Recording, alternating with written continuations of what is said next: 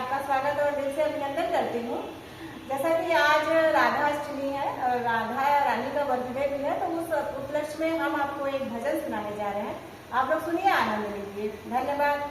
बोलिए राधा रानी की जय हो।